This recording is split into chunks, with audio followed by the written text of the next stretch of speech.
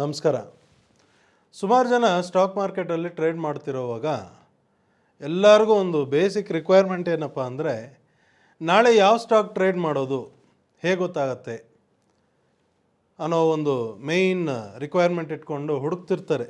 ಹೆಂಗೆ ಗೊತ್ತಾಗತ್ತೆ, ಯಾವ ಸ್ಟಾಕ್ ಹೇಗೆ ಗೊತ್ತಾಗತ್ತೆ, ಅದಕ್ಕೇನಾದ್ರು ದಾರಿ ಇದೆಯಾ, ಅದಕ್ಕೇನಾದ್ರು ಫೆಸಿಲಿಟಿ ಇದೆಯಾ ಅಂದರೆ ಎಲ್ಲರೂ ಅದರಿಂದೇ ಹೋಗ್ತಾರೆ ವಿನಃ, ಬಟ್ ಅದರಲ್ಲಿ ಮೇಯ್ನ್ ಒಂದು ವಿಷಯ ಯಾರು ಇವತ್ತು ತನಕ ನನ್ನನ್ನು ಯಾರು ಕೇಳಿದ್ದಿಲ್ಲ. ಓಕೆ, ಆ ಆ್ಯಂಗಲಲ್ಲಿ ಯಾರು ಥಿಂಕು ಮಾಡೋದಿಲ್ಲ ಅಂತ ನಾನು ಅನ್ಕೊತೀನಿ. ಏನಪ್ಪ ಅಂದರೆ, ಸ್ಟಾಕ್ನ ಸೆಲೆಕ್ಟ್ ಮಾಡೋದು ಹೇಗೆ, ಯಾವ ಸ್ಟಾಕ್ ಟ್ರೇಡ್ ಮಾಡಬೇಕು ಅಂತ ಸೆಲೆಕ್ಟ್ ಮಾಡೋದು ಹೇಗೆ ಅನ್ನೋದಕ್ಕಿಂತ ಮುಂಚೆ ಮೋಸ್ಟ್ ಇಂಪಾರ್ಟೆಂಟ್ ತಿಳ್ಕೊಬೇಕಾಗಿರೋದೇನು ಅಂದರೆ, ಟ್ರೇಡ್ನ ಸೆಲೆಕ್ಟ್ ಮಾಡೋದು ಹೇಗೆ, ಯಾವ ಟ್ರೇಡ್ ಮಾಡಬೇಕು ಯಾವ ಟ್ರೇಡ್ ಮಾಡಬಾರ್ದು ಅನ್ನೋ ಒಂದು ವಿಷಯದಲ್ಲಿ ಕ್ಲಾರಿಟಿ ಇದೆಯಾ. ಆ ಕ್ಲಾರಿಟಿ ಇದ್ಬಿಡ್ತು ಅಂದರೆ ನೀವು ಯಾವ ಸ್ಟಾಕ್ ಕೊಟ್ಟರು ನೀವು ಅದರಲ್ಲಿ ಟ್ರೇಡ್ ಮಾಡ್ಬೋದಾ ಮಾಡಬಾರ್ದಾ ಅನ್ನೋದು ನಿಮಗೆ ಕ್ಲಾರಿಟಿ ಸಿಕ್ಬಿಡುತ್ತೆ. ನಿಮಗೆ ಯಾವ ಸ್ಟಾಕ್ಸ್ ಟ್ರೇಡ್ ಮಾಡಬೇಕು ಅನ್ನೋ ಸೆಲೆಕ್ಟ್ ಮಾಡೋ ಪ್ರಾಸೆಸ್ ಕೂಡ ನಿಮ್ಗೆ ಈಸಿ ಆಗಿಬಿಡುತ್ತೆ. ಸೊ ಇವತ್ತಿನ ದಿವಸ ಈ ವಿಷಯನ ನಿಮಗೆ ಇನ್ನೂ ಸ್ವಲ್ಪ ಕ್ಲಾರಿಟಿ ಕೊಡೋದಕ್ಕೆ ನಾನೊಂದು ಸ್ಟಾಕ್ AU ಬ್ಯಾಂಕ್ ಅಂತ ಒಂದು ಸ್ಟಾಕ್, ಈ ಸ್ಟಾಕನ್ನು ಎಕ್ಸಾಂಪಲ್ ಆಗಿ ತೊಗೊಂಡು ಅದರಲ್ಲಿ ಬಂದಿರೋಂಥ ಒಂದು ಟ್ರೇಡ್ ಆಪರ್ಚುನಿಟಿ ಬಗ್ಗೆ ನಾನು ನಿಮಗೆ ಕ್ಲಾರಿಟಿ ಕೊಡ್ತೀನಿ. ಫಸ್ಟ್ ಆಫ್ ಆಲ್ ನಾನು ಹೇಳ್ದಂಗೆ ಯಾವ ಸ್ಟಾಕ್ ಟ್ರೇಡ್ ಮಾಡಬೇಕು ಅಂತ ರಿಕ್ವೈರ್ಮೆಂಟ್ ಇರೋವಾಗ ನಮ್ಮ ಈ ಡೈನಮಿಕ್ ಸಿಸ್ಟಮ್, ಯಾಕಂದರೆ ಈ dynamic super power trading workshop ಅಂತ ಏನಿದೆ, ಈ ವರ್ಕ್ಶಾಪ್ ಯಾರೇ ಜಾಯ್ನ್ ಆದ್ರೂ ಡೈನಮಿಕ್ ಸಿಸ್ಟಮ್ ಅಥವಾ ಡೈನಮಿಕ್ ಲೈವ್ ಈ ಎರಡರಲ್ಲಿ ಯಾವುದಾದೊಂದು ಸಾಫ್ಟ್ವೇರ್ನ ಸಬ್ಸ್ಕ್ರೈಬ್ ಮಾಡಿರ್ತಾರೆ. ಅದ್ರ ಪ್ರಕಾರ ಟ್ರೇಡ್ ಮಾಡ್ಕೊಂಡು ಹೋಗ್ತಾರೆ ಅಲ್ವಾ. ಸೊ ಈ ಡೈನಮಿಕ್ ಸಿಸ್ಟಮಲ್ಲೂ ಆ ಫೆಸಿಲಿಟಿ ಇದೆ. ನಾಳೆಗೆ ಯಾವ ಸ್ಟಾಕ್ ಫ್ರೆಶ್ ಆಗಿ ಬೈಯಿಂಗ್ ಆಪರ್ಚುನಿಟಿ ಕೊಟ್ಟಿದೆ, ಸೆಲ್ಲಿಂಗ್ ಆಪರ್ಚುನಿಟಿ ಕೊಟ್ಟಿದೆ ಅಂದ್ಬಿಟ್ಟು ಎವ್ರಿ ಡೇ ಈವ್ನಿಂಗ್ ಒಂದು ಲಿಸ್ಟ್ ಕೊಟ್ಬಿಡುತ್ತೆ. ಆ ಲಿಸ್ಟ್ ಕೊಟ್ಟಾಗ ನಮ್ಮ dynamic super power trading workshop attend ಮಾಡ್ತಿರೋವಾಗ ಆ ಟ್ರೈನಿಂಗಲ್ಲಿ ನಾವು ತಿಳಿಸ್ತೀವಿ. ಆ ಲಿಸ್ಟಲ್ಲಿ ಬೈ ಬಂದ್ಬಿಡ್ತು ಸೆಲ್ ಬಂದ್ಬಿಡ್ತು ಅಂತ ಅಲ್ಲಿ ಇನ್ಫಾರ್ಮೇಷನ್ ಬಂದ್ರೂ ನೀವು ನಾಳೆ ಟ್ರೇಡ್ ಮಾಡೋಕ್ಕೆ ಮುಂಚೆ ಏನೆಲ್ಲ ಸ್ವಲ್ಪ ಡೀಟೇಲ್ ಚೆಕ್ ಮಾಡಿಬಿಟ್ಟು ಡಿಸೈಡ್ ಮಾಡಬೇಕು, ಆ ಟ್ರೇಡ್ ಮಾಡಬೇಕಾ ಬೇಡವಾ, ಮಾಡಿದ್ರೆ ಯಾವ ಥರ, ಎಲ್ಲಿ ಎಂಟ್ರಿ ತೊಗೊಳ್ಳೋದು, ಎಲ್ಲಿ ಪ್ರಾಫಿಟ್ ಬುಕ್ ಮಾಡೋದು, ಏನು ಎಂಥದ್ದಂತ ಮೊದಲೇ ನೋಡಿಟ್ಕೊಂಡು ಆಮೇಲೆ ಟ್ರೇಡ್ಗೆ ಹೋಗಬೇಕು. ಬ್ಲೈಂಡಾಗಿ ಅದೇನೋ ಬೈ ಬಂದ್ಬಿಡ್ತು ಸೆಲ್ ಬಂದ್ಬಿಡ್ತು ಅಂತ ನೋಡಿ. ಇವಾಗ ಈ ರಿಪೋರ್ಟ್ ಓಪನ್ ಮಾಡಿದ್ರೆ ಇದು 7ನೇ ತಾರೀಕು ಮಾರ್ಚ್ ಮಾರ್ಕೆಟ್ ಮುಗಿದ ಮೇಲೆ ಬಂದಿರೋಂಥ new buy sell dynamic report. ಈ ರಿಪೋರ್ಟಲ್ಲಿ ನೋಡಿ ಸುಮಾರು ಸ್ಟಾಕ್ಸಲ್ಲಿ ಹೊಸ ಟ್ರೇಡ್ ಆಪರ್ಚುನಿಟಿ, ಹೊಸ ಬೈಯಿಂಗ್ ಆಪರ್ಚುನಿಟಿ ಅಥವಾ ಹೊಸ ಸೆಲ್ಲಿಂಗ್ ಆಪರ್ಚುನಿಟಿ ಬಂದಿದೆ. ಅದರಲ್ಲಿ AU ಬ್ಯಾಂಕ್ ಅನ್ನೋದು ಒಂದು ಸ್ಟಾಕ್ ಇದೆ ನೋಡಿ, ಅದರಲ್ಲಿ ನ್ಯೂ ಸೆಲ್ ಆಪರ್ಚುನಿಟಿ ಬಂದಿದೆ. ಓಕೆ ಸರಿ, ಇದು ನ್ಯೂ ಸೆಲ್ ಆಪರ್ಚುನಿಟಿ ಬಂದುಬಿಟ್ಟಿದೆ ಅಥವಾ ಬೇರೆ ಸ್ಟಾಕಲ್ಲಿ ನ್ಯೂ ಬೈ ಆಪರ್ಚುನಿಟಿ ಬಂದುಬಿಟ್ಟಿದೆ ಅಂತ ಹೋಗಿ ನಾನು ಬ್ಲೈಂಡಾಗಿ ಬೈ ಮಾಡಿಬಿಡಲ್ಲ ಅಂತ ಒಂದು ಪ್ರಶ್ನೆಗೆ ಖಂಡಿತ ಆ ಕೆಲಸ ಮಾಡೋಕ್ಕೆ ಹೋಗಬೇಡಿ. ಅಲ್ಲಿ ನ್ಯೂ ಆಪರ್ಚುನಿಟಿ ಬಂದಿದೆ, ಆ ಆಪರ್ಚುನಿಟಿಯಲ್ಲಿ ನಾವು ಟ್ರೇಡ್ ಏನು ಮಾಡಬೇಕು ಮಾಡಬಾರ್ದು ಅನ್ನೋ ಡೀಟೇಲ್ನ ಫಸ್ಟ್ ಅರ್ಥ ಮಾಡ್ಕೊಳ್ಳಿ. ಆ ಡೈನಮಿಕ್ ಸಿಸ್ಟಮ್ ಒಳಗಡೆನೇ ಎಲ್ಲ ಇನ್ಫಾರ್ಮೇಷನ್ ಇದೆ. ಅದನ್ನು ಅರ್ಥ ಮಾಡಿಕೊಂಡು ಆಮೇಲೆ ಡಿಸೈಡ್ ಮಾಡಿ ಮಾಡಬೇಕಾ ಬೇಡವಾ ಅನ್ನೋದನ್ನು, ಅದು ಹೇಗೆ ಡಿಸೈಡ್ ಮಾಡೋದು ಎಲ್ಲ ಟ್ರೈನಿಂಗಲ್ಲಿ ತಿಳಿಸಿರ್ತೀವಿ. ಅದ್ರ ಪ್ರಕಾರ ಫಾಲೋ ಮಾಡ್ಕೊಂಡು ಹೋಗ್ಬಿಟ್ರೆ ಸಾಕು. ಸೊ ಈ AU ಬ್ಯಾಂಕ್ ಅನ್ನೋ ಸ್ಟಾಕಲ್ಲಿ ನ್ಯೂ ಸೆಲ್ ಆಪರ್ಚುನಿಟಿ ಬಂದಿದೆ. 7ನೇ ತಾರೀಕು ಮಾರ್ಚ್ ಮಾರ್ಕೆಟ್ ಮುಗಿದ ಮೇಲೆ ನಮಗೆ ಈ ರಿಪೋರ್ಟ್ ಬಂದಿರೋದು. ಅಂದರೆ 8ನೇ ತಾರೀಕು 9ನೇ ತಾರೀಕು ಹಾಲಿಡೇ, ಇವತ್ತು 9ನೇ ತಾರೀಕು ನಾನು ಈ ವಿಡಿಯೋ ಮಾಡ್ತಿದ್ದೀನಿ, ಮಾರ್ಕೆಟ್ ಇಲ್ಲ. ನಾಳೆ 10ನೇ ತಾರೀಕು ಈ ಟ್ರೇಡ್ ತೊಗೋಬೇಕು, ಕರೆಕ್ಟ್ ಅಲ್ವಾ. ನ್ಯೂ ಸೆಲ್ ಆಪರ್ಚುನಿಟಿ ಅಂದರೆ ನಾಳೆ ಇದನ್ನು ಶಾರ್ಟ್ ಪೊಸಿಷನ್ ತೊಗೋಬೇಕು ಅನ್ನೋದು ಅರ್ಥ. ಏನಕ್ಕೆ AU ಬ್ಯಾಂಕ್ ತೊಗೊಂಡೆ ಅಂದರೆ, ಆ ಲಿಸ್ಟಲ್ಲಿ ಸ್ಟಾರ್ಟಿಂಗಲ್ಲಿ F&O ಸ್ಟಾಕ್ ಯಾವುದಾದ್ರು ಇದೆಯಾ ಅಂತ ಹುಡುಕ್ತಿರೋವಾಗ ಈ ಒಂದು ಸ್ಟಾಕ್ ಸಿಕ್ತು. ಸರಿ, ಇದ್ರ ಮೇಲೆ ಚೆಕ್ ಮಾಡಿಬಿಟ್ಟು ನಿಮಗೊಂದು ಕ್ಲಾರಿಟಿ ಕೊಡೋಣ ಅಂದ್ಬಿಟ್ಟು ನಾನು ತೊಗೊಂಡೆ. ಅದಲ್ಲದೆ ಸುಮಾರು ಬೇರೆ ಸ್ಟಾಕ್ಸ್ ಎಲ್ಲ ಕೂಡ ಇದೆ. ಸೊ ಈ ನ್ಯೂ ಸೆಲ್ ಆಪರ್ಚುನಿಟಿ ಬಂದಿರೋದನ್ನು ನಮ್ಮ ಡೈನಮಿಕ್ ಸಿಸ್ಟಮಲ್ಲಿ ಸ್ವಲ್ಪ ಡೀಟೇಲಾಗಿ ಚೆಕ್ ಮಾಡೋಣ ಫಸ್ಟು ಅಂತ ನೋಡೋವಾಗ ಅದ್ರದ್ದು ಆ AU ಬ್ಯಾಂಕ್ ಅನ್ನೋ ಒಂದು ಸ್ಟಾಕದು ಏನಿದೆ ಆ ಚಾರ್ಟ್ ಓಪನ್ ಮಾಡಿಕೊಂಡು ಆ ಡೈನಮಿಕ್ ಸಿಸ್ಟಮಲ್ಲಿರೋಂಥ 7 ಫೀಚರ್ಸ್ ಏನಿದೆ ಆ 7 ಫೀಚರ್ಸ್ನು ಈ ಚಾರ್ಟಲ್ಲಿ ಆ್ಯಡ್ ಮಾಡ್ಕೊತೀವಿ. ಏನಕ್ಕೆ ಬೇಕು ಈ 7 ಫೀಚರ್ಸ್ ಅಂತ ಹೇಳಿದ್ರೆ, ಮಾರ್ಕೆಟ್ ಮೂವ್ಮೆಂಟ್ನ ಅರ್ಥ ಮಾಡ್ಕೊಳ್ಳೋದಕ್ಕೆ ಬೇಕು. ಓಕೆ, ಮಾರ್ಕೆಟ್ ಮೂವ್ಮೆಂಟ್ನ ಅರ್ಥ ಮಾಡಿಕೊಂಡು ಏನು ನಡೀತಿದೆ ಅಂತ ತಿಳ್ಕೊಂಡು ಅದಾದಮೇಲೆ ನಾವು ಟ್ರೇಡ್ ಡಿಸಿಷನ್ಗೆ ಇನ್ನೂ ಕ್ಲಾರಿಟಿ ಸಿಕ್ಬಿಡುತ್ತೆ. ಆ ಡೀಟೇಲ್ ಅರ್ಥ ಮಾಡ್ಕೊಳ್ಳೋದಕ್ಕೆ ಈ 7 ಫೀಚರ್ಸ್. ಓಕೆ, ಯಾವುದೇ ಕಡೆ ಮಾರ್ಕೆಟ್ ಡೈರೆಕ್ಷನ್ ಇದ್ರೂ ಅದು ನೀಟಾಗಿ ನಮಗೆ ಕ್ಲಾರಿಟಿ ಕೊಟ್ಬಿಡುತ್ತೆ. ಸೊ ಏನು ನಡೀತಿದೆ AU ಬ್ಯಾಂಕಲ್ಲಿ, ನ್ಯೂ ಸೆಲ್ ಸಿಗ್ನಲ್ ಬಂದಿದೆ, ಅದಂತೂ ಕಾಣಿಸ್ತಿದೆ. ಬಟ್ ಈ ಟ್ರೇಡ್ ಮಾಡಬೇಕಾ ಬೇಡವಾ? ಫಸ್ಟ್ ಆಫ್ ಆಲ್ ಎಲ್ಲಿಂದ ಬರ್ತಿದೆ ಅಂತ ನೋಡಿದ್ರೆ, ಮೇಲ್ಗಡೆ ಒಂದು ಡೈನಮಿಕ್ ಸಿಗ್ನಲಿಂದ ಪ್ರೈಸ್ ಡೌನ್ ಬರ್ತಿದೆ. ಡೌನ್ ಬರ್ತಿರೋವಾಗ ಸೆಲ್ ಕೊಟ್ಟಿದೆ. ಓಕೆ, ಒಂದು ಡೈನಮಿಕ್ ಸಿಗ್ನಲಿಂದ ಬಂದು ಸೆಲ್ ಕೊಡ್ತಿದೆ ಅಂದರೆ ಸ್ಟ್ರೆಂತ್ ಇದೆ, ಸೆಲ್ ಮಾಡಬಹುದು ಅನ್ನೋದು ಕ್ಲಾರಿಟಿ. ಬಟ್ ಇದರಲ್ಲಿ ಇನ್ನೊಂದು ವಿಷಯ ನೋಡ್ತಾನೆ ಏನು ಗೊತ್ತಾಗ್ತಿದೆ ಅಂದರೆ, ಇದ್ರದ್ದು ಪ್ರೈಸ್ ಬಂದು ಈ ಡೈನಮಿಕ್ ಸಿಸ್ಟಮಲ್ಲಿರುವಂಥ 7 ಫೀಚರ್ಸ್, ಅದರಲ್ಲಿ 3 ಫೀಚರ್ ಬಂದ್ಬಿಟ್ಟು ಅದನ್ನು ಟ್ರೆಂಡ್ ಅಂತ ಕರಿತೀವಿ. ಓಕೆ, ಆ 3 ಟ್ರೆಂಡ್ ಮಧ್ಯದಲ್ಲಿ ನಡೀತಿದೆ ಪ್ರೈಸ್. ನಾವು normally dynamic super power trading ವರ್ಕ್ಶಾಪಲ್ಲಿ ಹೇಳ್ತೀವಿ, ಇದು 3 ಟ್ರೆಂಡ್ ಮಧ್ಯದಲ್ಲಿ ಪ್ರೈಸ್ ನಡೀತಿದೆ, ಇದನ್ನು ಇನ್ ಬಿಟ್ವೀನ್ ಟ್ರೆಂಡ್ ಅಂತ ಕರಿತೀವಿ. ಇನ್ ಬಿಟ್ವೀನ್ ಟ್ರೆಂಡ್ ಅಂದರೆ ನೀವು ನಾರ್ಮಲಿ ನಿಮ್ಮ ಜನರಲ್ ಟ್ರೇಡಿಂಗ್ ಲ್ಯಾಂಗ್ವೇಜಲ್ಲಿ ಸೈಡ್ ವೇಸ್ ಮಾರ್ಕೆಟ್ ಅಥವಾ ರೇಂಜ್ ಬೌಂಡ್ ಮಾರ್ಕೆಟ್ ಅಂಥ ಜಾಗ ಇದು. ಸೊ ಅಂಥ ಜಾಗ ಅಂದರೆ ಫಸ್ಟ್ ಆಫ್ ಆಲ್ ನಮಗೆ ಕ್ಲಾರಿಟಿ ಸಿಕ್ಬಿಡುತ್ತೆ. ಓಕೆ, ಇಲ್ಲಿ ಅಪ್ ಆ್ಯಂಡ್ ಡೌನ್ ಮೂಮೆಂಟ್ ಇರುತ್ತೆ, ನಮಗೆ ಜಾಸ್ತಿ ಇಲ್ಲಿ ಕ್ಲಾರಿಟಿ ಕೊಡೋದಿಲ್ಲ ಅನ್ನೋದು ಆ ರೇಂಜ್ ಬೌಂಡ್ ಮಾರ್ಕೆಟ್ ಅನ್ನೋದಕ್ಕೆ ಅರ್ಥ. ಸೊ ಈ ಡೈನಮಿಕ್ ಸಿಸ್ಟಮ್ ಮೊದಲೇ ಹೇಳ್ತಿದೆ ನೋಡಿ, ಇದು 3 ಟ್ರೆಂಡ್ ಮಧ್ಯದಲ್ಲಿದೆ, ಇನ್ ಬಿಟ್ವೀನ್ ಟ್ರೆಂಡಲ್ಲಿದೆ, ಹುಷಾರಾಗಿ ಟ್ರೇಡ್ ಮಾಡಿ. ಹುಷಾರಾಗಿ ಟ್ರೇಡ್ ಮಾಡಿ ಅನ್ನೋದ್ರ ಜೊತೆಯಲ್ಲಿ ಒಂದು ಸೆಲ್ ಸಿಗ್ನಲು ಬಂದಿದೆ. ಈ ಸೆಲ್ ಸಿಗ್ನಲ್ಗೆ ಮಾಡೋಣ ಅಂತ ನೋಡುವಾಗ ನಾನು ಯಾವಾಗಲೂ ಹೇಳ್ತಿರ್ತೀನಿ, ಈ ಥರ ಸುಮಾರು ವೀಡಿಯೋಸಲ್ಲೂ ಹೇಳ್ತಿರ್ತೀನಿ, ನಾನು ಎಂಟ್ರಿ ತೊಗೊಳ್ಳೋವಾಗ ಯಾರು ಅಡ್ಡ ಇರಬಾರ್ದು, ನಮಗೆ ಮೇಯ್ನ್ ಬೇಕಾಗಿರೋದು ಅದು. ಸೊ ಈ ಸ್ಪೀಡ್ ಸಿಗ್ನಲ್ ಅಂತ ಏನು ಹೇಳ್ತೀವಿ, ಅದು ನಮಗೆ ಸೆಲ್ ಸಿಗ್ನಲ್ ಕೊಟ್ಟಿದೆ 7ನೇ ತಾರೀಕು. ಅದೇ ನಾವು 6ನೇ ತಾರೀಕು ಈ ಡೈನಮಿಕ್ ಸಿಸ್ಟಮಲ್ಲಿ ಬರೋಂಥ ರಿಪೋರ್ಟನ್ನು ತೊಗೊಂಡು ಚೆಕ್ ಮಾಡಿದಾಗ ಅಲ್ಲಿ ಸ್ಪೀಡ್ ಸಿಗ್ನಲ್ ಇನ್ನೂ ಬೈಯಲ್ಲಿದೆ, ಅದ್ರ ಜೊತೆಯಲ್ಲಿ ಮಿಡ್ ಸಿಗ್ನಲ್ ಅಂತ ಇನ್ನೊಂದಿದೆ, ಅದು ಬೈಯಲ್ಲಿದೆ. ಸೊ ಪ್ರೈಸ್ ಡೌನ್ ಬಂದು ಅದು ಆ ಸ್ಪೀಡ್ ಸಿಗ್ನಲ್ದು ಸ್ಟ್ರೆಂತ್ ಲೆವೆಲ್ ಅಂತ ಒಂದು ನಂಬರ್ ಇರುತ್ತೆ, ಅದೇ ಥರ ಮಿಡ್ ಸಿಗ್ನಲ್ದು ಒಂದು ಸ್ಟ್ರೆಂತ್ ಲೆವೆಲ್ ಅಂತ ಒಂದು ನಂಬರ್ ಇರುತ್ತೆ. ಈ ನಂಬರ್ಗಳು ಕೆಳಗೆ ಕ್ಲೋಸ್ ಆದಾಗಲೇ ಅದು ಸೆಲ್ ಸಿಗ್ನಲ್, ಆ ಸಿಗ್ನಲ್ ಚೇಂಜ್ ಆಗೋದು. ಬೈ ಸಿಗ್ನಲ್ ಇದ್ದಿದ್ದು ಸೆಲ್ ಸಿಗ್ನಲ್ ಚೇಂಜ್ ಆಗೋದು. ಸೊ ಪ್ರೈಸ್ 7ನೇ ತಾರೀಕು ಆಲ್ರೆಡಿ ಡೌನ್ ಬಂದಿದೆ. ಡೌನ್ ಬಂದು ಕೆಳಗೆ ಕ್ಲೋಸ್ ಆಗೋವಾಗ ಆ ಸ್ಪೀಡ್ ಸಿಗ್ನಲ್ ಸ್ಟ್ರೆಂತ್ ಲೆವೆಲ್ ಕೆಳಗೆ ಕ್ಲೋಸ್ ಆಯಿತು, ಸ್ಪೀಡ್ ಸಿಗ್ನಲ್ ಏನೋ ಸೆಲ್ ಕೊಟ್ಬಿಡ್ತು. ಬಟ್ ಮಿಡ್ ಸಿಗ್ನಲ್ದು ಸ್ಟ್ರೆಂತ್ ಲೆವೆಲ್ ಏನಿತ್ತು, ಆಲ್ಮೋಸ್ಟ್ 539 ಚೇಂಜ್ ಏನೋ ಇತ್ತು. ಓಕೆ, ಪ್ರೈಸ್ ಏನು ಮಾಡಿದೆ 540 ತನಕನೂ ಬಂದಿದೆ. ಬಟ್ ಆ ಮಿಡ್ ಸಿಗ್ನಲ್ ಸ್ಟ್ರೆಂತ್ ಲೆವೆಲ್ ಕೆಳಗೆ ಕ್ಲೋಸ್ ಆಗಿಲ್ಲ. ಅಂದರೆ ಏನಾಯಿತು, ಈ ಸ್ಪೀಡ್ ಸಿಗ್ನಲ್ ಸೆಲ್ ಕೊಟ್ಟಾಗ ಅದೇ ಜಾಗದಲ್ಲಿ ಮಿಡ್ ಸಿಗ್ನಲ್ ಸ್ಟ್ರೆಂತ್ ಲೆವೆಲ್ ಅಡ್ಡ ಬರ್ತಿದೆ. ಓಕೆ, ಅದು ಇನ್ನೂ ಬೈಯಲ್ಲೇ ಇದೆ, ಅದು ಸೆಲ್ ಕೊಡ್ತಾ ಇಲ್ಲ. ಸೊ ನಾನೇನು ಹೇಳಿದೆ, ಎಂಟ್ರಿ ತೊಗೊಳೋವಾಗ ನಮ್ಗೆ ಯಾರು ಅಡ್ಡ ಇರಬಾರ್ದು. ಅಂದರೆ ಇಲ್ಲಿ ಎಂಟ್ರಿ ಏನೋ ಬಂದಿದೆ, ಹೊಸ ಟ್ರೇಡ್ ಆಪರ್ಚುನಿಟಿ ಬಂದಿದೆ, ಬಟ್ ಇಲ್ಲಿ ಇನ್ನೊಬ್ರು ಯಾರೋ ಅಡ್ಡ ಬಂದಿದ್ದಾರೆ. ಯಾರು ಅಡ್ಡ ಬಂದಿದ್ದಾರೆ? ಮಿಡ್ ಸಿಗ್ನಲ್ ಅಡ್ಡ ಬಂದಿದೆ, ದಾರಿ ಬಿಡ್ತಾ ಇಲ್ಲ. ಸೊ ಇವಾಗ ಏನು ಡೆಸಿಷನ್ ತೊಗೊಳ್ಳೋದು, ಹೇಗೆ ಡೆಸಿಷನ್ ತೊಗೊಳ್ಳೋದು ಅಂದರೆ ಸಿಂಪಲ್. ಮೊದಲೇ ಇದು ಇನ್ ಬಿಟ್ವೀನ್ ಟ್ರೆಂಡಲ್ಲಿ ನಡೀತಿದೆ.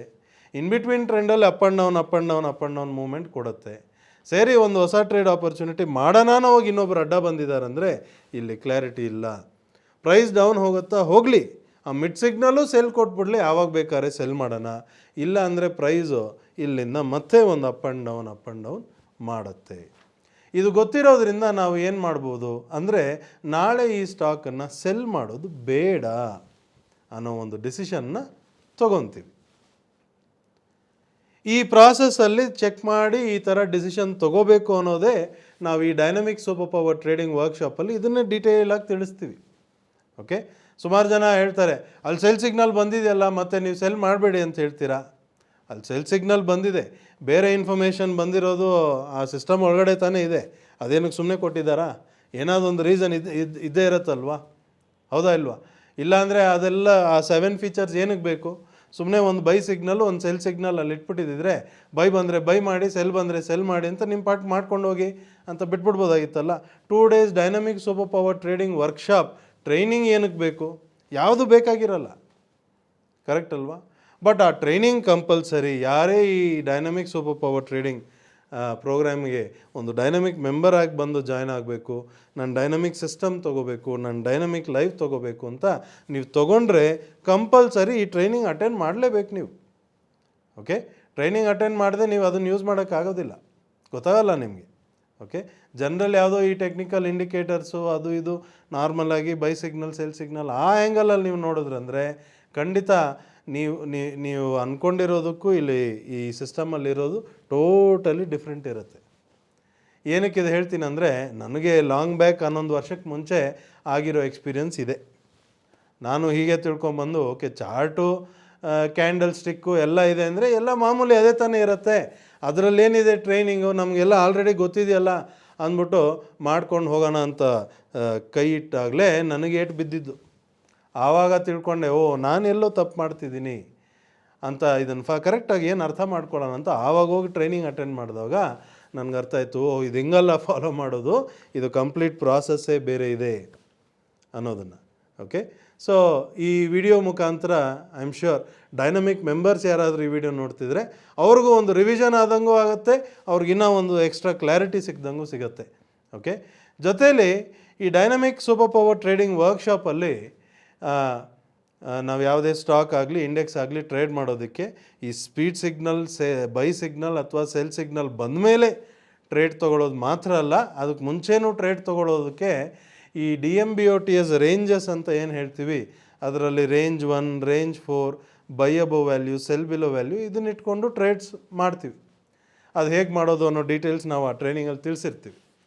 ಸೊ ಆ ಪ್ರಾಸೆಸ್ ಪ್ರಕಾರ ನೀವು ನೋಡಿದ್ರೆ ಮೇಲ್ಗಡೆ ಒಂದು ಡೈನಮಿಕ್ ಸಿಗ್ನಲಿಂದ ಪ್ರೈಸ್ ಡೌನ್ ಬರ್ತಿದೆ, ಡೌನ್ ಬರ್ತಿರೋವಾಗ range 4 sell below value cross ಆಗ್ತಾನೆ ಶಾರ್ಟ್ ಪೊಸಿಷನ್ ತೊಗೊಂಡ್ಬಿಟ್ಟಿರ್ತಾರೆ ಸ್ವಲ್ಪ ಜನ ಮೆಂಬರ್. ಶಾರ್ಟ್ ಪೊಸಿಷನ್ ತೊಗೊಂಡ್ಮೇಲೆ ಪ್ರೈಸ್ ಡೌನು ಬಂದಿದೆ, ಅವ್ರಿಗೆ ಪ್ರಾಫಿಟ್ಟು ನೋಡಿರ್ತಾರೆ.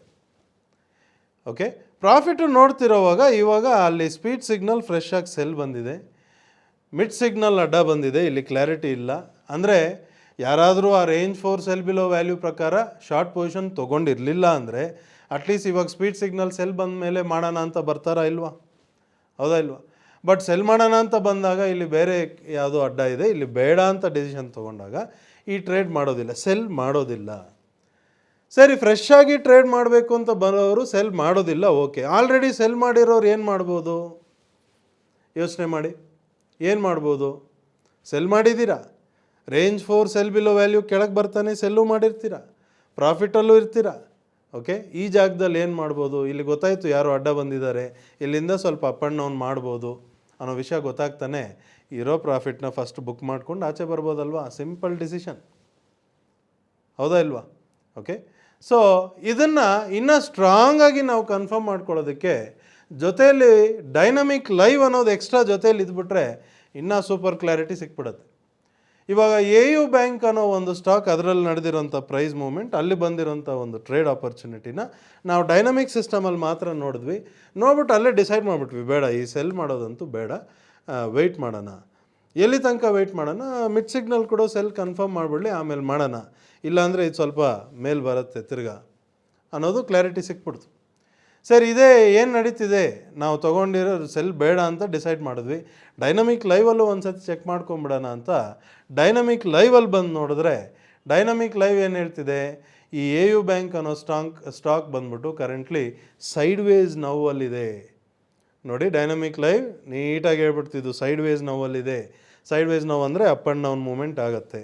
ಓಕೆ, ನೆಕ್ಸ್ಟು ಇವಾಗ ರೀಸೆಂಟಾಗಿ ಪ್ರೈಸ್ ಡೌನ್ ಬಂದಿರೋದು, ಕೆಳಗಡೆ ಒಂದು ಲಾಂಗ್ ಸಿಗ್ನಲ್ ಅಡ್ಡ ಬಂದಿದೆ. ಓಕೆ, ಸೊ ಅಲ್ಲಿ ಡೌನ್, ಫರ್ದರ್ ಡೌನ್ ಮೂಮೆಂಟ್ಗೂ ಕ್ಲಾರಿಟಿ ಇಲ್ಲ, ಇಲ್ಲಿಂದ ಸ್ವಲ್ಪ ಟರ್ನ್ ಆಗ್ಬೋದು ಅನ್ನೋದಕ್ಕೂ ಒಂದು ಸಿಗ್ನಲ್ ಇದೆ. ಯಾವುದರಲ್ಲಿ? ಡೈನಮಿಕ್ ಲೈವಲ್ಲಿ. ಡೈನಮಿಕ್ ಸಿಸ್ಟಮಲ್ಲೂ ನೋಡಿದ್ವಿ, ಡೈನಮಿಕ್ ಲೈವಲ್ಲೂ ನೋಡಿದ್ಬಿಟ್ಟು ಕನ್ಫರ್ಮ್ ಆಗೋಯ್ತು, ಈ ಸೆಲ್ ಅಂತೂ ಇವಾಗ ಸದ್ಯಕ್ಕೆ ಬೇಡ. ಓಕೆ, ಡೌನ್ ಬರುತ್ತಾ ಬರಲಿ, ಬಂದು ಆ 540 ಚೇಂಜ್ ಏನಿದೆ ಅದ್ರ ಕೆಳಗೆ ಕ್ಲೋಸ್ ಆಗಲಿ. ಅದನ್ನು ಈ 540 ಚೇಂಜ್ ಅನ್ನೋ ನಂಬರ್ ಹೆಂಗೆ ಸಿಕ್ತಪ್ಪ ಅಂದರೆ ಡೈನಮಿಕ್ ಸಿಸ್ಟಮಲ್ಲಿ ಡೀಟೇಲ್ಡ್ ಡೈನಮಿಕ್ ರಿಪೋರ್ಟ್ ಅಂತ ಡೈಲಿ ಈವ್ನಿಂಗ್ ಸಿಕ್ಬಿಡತ್ತೆ. ಆ ರಿಪೋರ್ಟಲ್ಲಿ ನೋಡಿದ್ರೆ ಆ ಮಿಡ್ ಸಿಗ್ನಲ್ ಒಂದು ಅಡ್ಡ ಇದೆ 540 ಪಾಯಿಂಟ್ ಚೇಂಜ್ಗೆ, ಅದ್ರ ಕೆಳಗೆ ಕ್ಲೋಸ್ ಆದರೆ ಅದು ಸೆಲ್ ಕೊಟ್ಬಿಡುತ್ತೆ. ನೆಕ್ಸ್ಟು ಪಾಯಿಂಟ್ ಇರೋದು 523. ಓಕೆ, ಅದು ಸೆಲ್ ಕೊಡಲಿ, ಆಮೇಲೆ ಮಾಡೋಣ, ಅಲ್ಲಿ ತನಕ ಸ್ವಲ್ಪ ವೆಯ್ಟ್ ಮಾಡೋಣ. ಓಕೆ, ಇಷ್ಟೇ ಕೆಲಸ ಇರೋದು. So it is a matter of 5 minutes ಕೆಲಸ ಡೈಲಿ. ನಿಮಗೆ ಆ ಲಿಸ್ಟಲ್ಲಿ ಅಷ್ಟೊಂದು ಸ್ಕ್ರಿಪ್ಟ್ಸ್ ಬರುತ್ತೆ, ಅಷ್ಟೊಂದು ಸ್ಕ್ರಿಪ್ಟ್ಸಲ್ಲೂ ನ್ಯೂ ಬೈ ನ್ಯೂ ಸೆಲ್ ಯಾವ್ದು ಬಂದಿದೆ ಅಂತ ಲಿಸ್ಟ್ ಕೊಟ್ಟಿದೆ. ಅದರಲ್ಲಿ ನಿಮಗೆ ಫೆಮಿಲಿಯರ್ ಆಗಿರೋಂಥ ಸ್ಟಾಕ್ಸು ಅಥವಾ F&Oಲಿರೋಂಥ ಸ್ಟಾಕ್ಸು, ಸ್ವಲ್ಪ ಜನ ನಿಫ್ಟಿ 50 ಇರೋ ಸ್ಟಾಕ್ಸು, ಆ ಥರದನ್ನು ಮಾತ್ರ ಚೆಕ್ ಮಾಡಿ ಲಿಸ್ಟ್ ಮಾಡ್ಕೊಂಬಿಡ್ತಾರೆ. ಅದರಲ್ಲಿ ಒಂದೊಂದನ್ನು ಚೆಕ್ ಮಾಡ್ಕೊಂಬಿಟ್ರೆ ಯಾವ್ದು ಮಾಡಬೇಕು ಯಾವ್ದು ಮಾಡಬಾರ್ದು ಅನ್ನೋದು ಕ್ಲಾರಿಟಿ ಸಿಕ್ಬಿಡುತ್ತೆ. ಸೊ ಈ ವಿಡಿಯೋ ಮುಖಾಂತರ ನಿಮ್ಗೆ ಅರ್ಥ ಆಗಿರುತ್ತೆ ಅನಿಸುತ್ತೆ. ಮೇಯ್ನ್ ನಾವು ತಿಳ್ಕೊಬೇಕಾಗಿರೋದು ಟ್ರೇಡ್ ಚೂಸ್ ಮಾಡೋದನ್ನು ಕರೆಕ್ಟ್ ಕ್ಲಾರಿಟಿ ತೊಗೋಬೇಕು. ಟ್ರೇಡ್ ಮಾಡಬೇಕಾ ಬೇಡವಾ, ಎಲ್ಲಿ ಮಾಡಬೇಕು ಎಲ್ಲಿ ಮಾಡಬಾರ್ದು ಅನ್ನೋ ಕ್ಲಾರಿಟಿ ನಿಮಗೆ ಸಿಕ್ಬಿಡ್ತು ಅಂದರೆ ಆವಾಗ ಯಾವ ಸ್ಟಾಕ್ ಮಾಡಬೇಕು ನಾಳೆ ಅನ್ನೋದಕ್ಕೆ ಇಲ್ಲಿ ಲಿಸ್ಟ್ ಇದೆ, ಈ ಲಿಸ್ಟಲ್ಲೇ ಗೊತ್ತಾಗ್ಬಿಡುತ್ತೆ ನಿಮಗೆ ನಾಳೆ ಯಾವ್ದು ಮಾಡಬೇಕು ಯಾವ್ದು ಮಾಡಬಾರ್ದು ಅಂತ. ಐ ಹೋಪ್ ನಿಮಗೆ ಇದ್ರ ಮುಖಾಂತರ ಕ್ಲಾರಿಟಿ ಸಿಕ್ಕಿದೆ ಅಂದ್ಕೊತೀನಿ. ಸೊ ಈ ಕ್ಲಾರಿಟಿ ಮುಖಾಂತರ ಈ ಡಿಸ್ಕಷನ್ ಮುಖಾಂತರ ಇನ್ನೊಂದೇನಪ್ಪ ಅಂದರೆ, ಜನರಲಾಗಿ ಎಲ್ಲರೂ ಕೇಳ್ತಾರಲ್ಲ ನಾಳೆ ಯಾವ ಸ್ಟಾಕ್ ಮಾಡಬೇಕು ಗೊತ್ತಾಗ್ಬಿಡತ್ತಾ, ಈ ಸಿಸ್ಟಮ್ ಹೇಳ್ಬಿಡತ್ತಾ. ಆ ಸಿಸ್ಟಮ್ ಹೇಳಿದ್ರೂ ನಮ್ಗೆ ಈ ಕ್ಲಾರಿಟಿ ಇಲ್ಲ ಅಂದರೆ ಹೆಂಗೆ ಬರುತ್ತೆ ಸಕ್ಸಸ್? ನೀವು ಅಂದ್ಕೊಂಡಿರೋ ಬೆನಿಫಿಟ್ ಯಾವ ಥರ ಸಿಗತ್ತೆ? ಹೌದಾ ಇಲ್ವಾ? ಸೊ ಇದನ್ನು ಸೀರಿಯಸ್ ಆಗಿ ಥಿಂಕ್ ಮಾಡಿ. ನಾಳೆ ದಿವಸ ನಮ್ಮ ಹತ್ರ ಅಲ್ಲ, ನೀವು ಬೇರೆ ಎಲ್ಲೇ ಹೋದ್ರೂ, ಯಾವುದೇ ಟ್ರೈನಿಂಗ್ ಆಗಲಿ ಏನೇ ನೀವು ಫಾಲೋ ಮಾಡಿದ್ರೂ ಈ ಕ್ಲಾರಿಟಿ ತುಂಬ ಇಂಪಾರ್ಟೆಂಟ್. ಎಲ್ಲಿ ಎಂಟ್ರಿ ಎಲ್ಲಿ ಎಕ್ಸಿಟ್ ಅನ್ನೋ ಕ್ಲಾರಿಟಿ ನಿಮ್ಗೆ ಕರೆಕ್ಟಾಗಿತ್ತು ಅಂದರೆ ಸ್ಟಾಕ್ ಮಾರ್ಕೆಟಲ್ಲಿ ಆ ಸ್ಟಾಕ್ ಮಾರ್ಕೆಟ್ ಇರೋದೇ ನಿಮ್ಗೆ ದುಡ್ಡು ಕೊಡೋದಕ್ಕೆ. ಬನ್ನಿ, ತೊಗೊಳ್ಳಿ, ಅರ್ನ್ ಮಾಡಿ, ಎಂಜಾಯ್ ಮಾಡಿ ಅಲ್ವಾ? ನಮಸ್ಕಾರ.